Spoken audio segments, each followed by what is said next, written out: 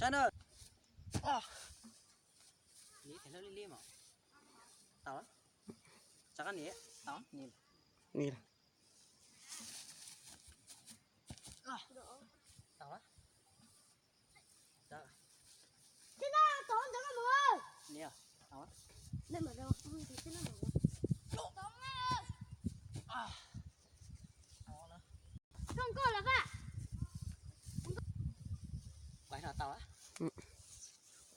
Ba là biết ba. Chưa. Ơi. Quay sao? Tao á? Nào nó biết gì để về Tao đây á? à? Chôm. Mà ông xếp hả má? Tên như vậy để làm vậy à? Quay à? Tao á? Quay bộ thằng thấy chơi mà.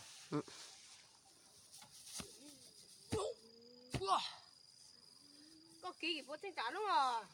Tao á?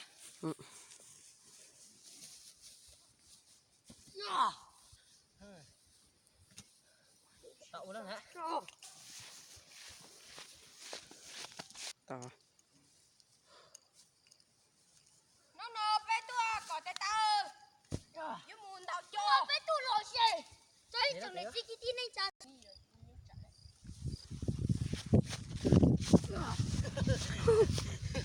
Mới chỉ được tao chứ. Tao ý lợn đuối sao? Tao á?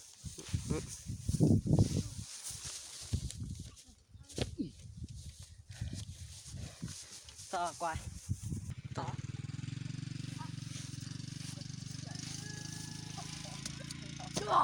Vùng chưa? Tao á? Đẹp bao giờ cũng đẹp hả?